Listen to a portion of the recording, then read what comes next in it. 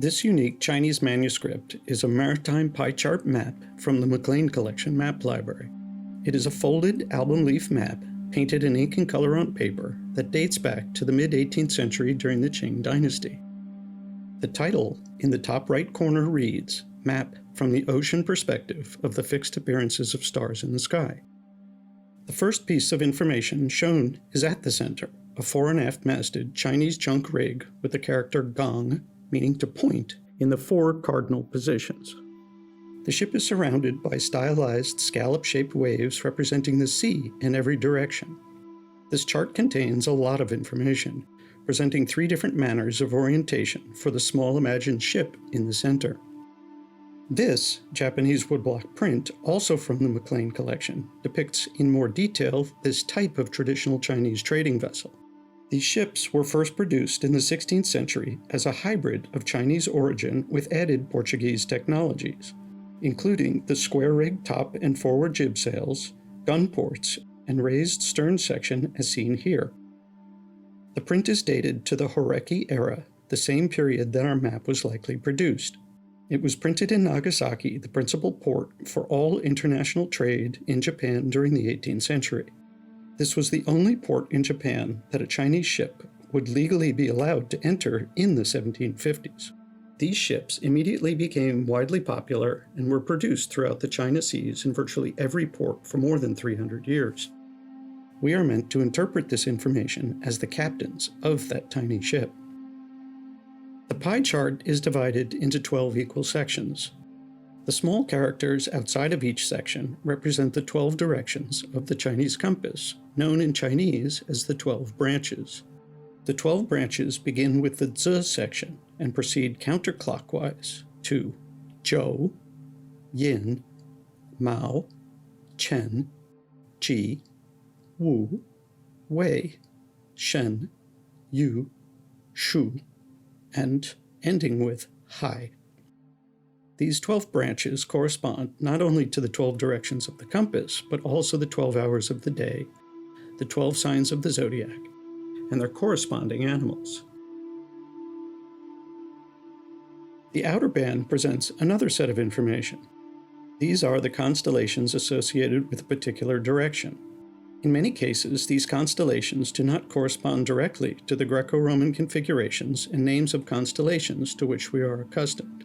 Starting in the same position as the Zi direction, the Chinese constellations are as follows: Ge Dao, Tian Go, Tian Gu, Tian Bei, Zuo Shou, You Shu, Tian Qiang, Bei Tou, Tian Lao, Wen Chang, Nei Jie, and finally, Ba Gu.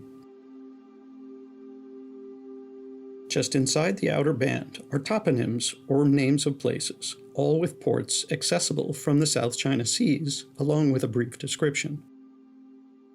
Starting again with the direction Zi, the places are in counterclockwise order: Qiangzhou, Annam, Jiancheng, Tianzhu, Poluozhou, Sulu, Lusong, Dayang, Urban, Liuqiu, Xiaoliuqiu, and Chaozhou.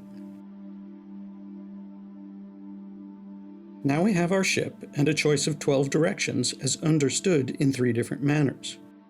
If we are the imaginary captain and we have a clear sense of a circle around our vessel, then we can orient ourselves to generally see the course to a particular destination. For example, consider that generally to the Zi direction and or the Ge Dao constellation, that we would go toward Qingzhou or Hainan Island, China. Or if we headed in the opposite direction toward the Wu direction and or the constellation Sangong, then we would arrive in Manila on the island of Lusong in the Philippines. Then where might our ship in the center be located? Most of the places indicated are part of the maritime trade routes of East and Southeast Asia, so it is somewhere in the Nanhai or South China Seas, likely between Hainan Island, China, and Manila in the Philippines. It is important to remember that this chart is an orienting or direction-giving device for reference. It cannot be used as an actual wayfinding tool or course-keeping instrument. A Chinese mariner in the South China Seas used the sun, the pole star, or his intimate knowledge of known transit lines between visible objects on the horizon to actually navigate. This unique and unusual cartographic object presents a lot of information. But some important questions remain, like, who was the maker? It was assuredly painted by a skilled Chinese artist. But what was his inspiration for such a chart? Also, who was the audience for this chart? Maybe a ship's captain or pilot, maybe a ship's owner, but no doubt someone working in the maritime trade in the region. Its purpose was to provide points of reference to an experienced mariner that are effective and useful aids in visualizing general maritime trade.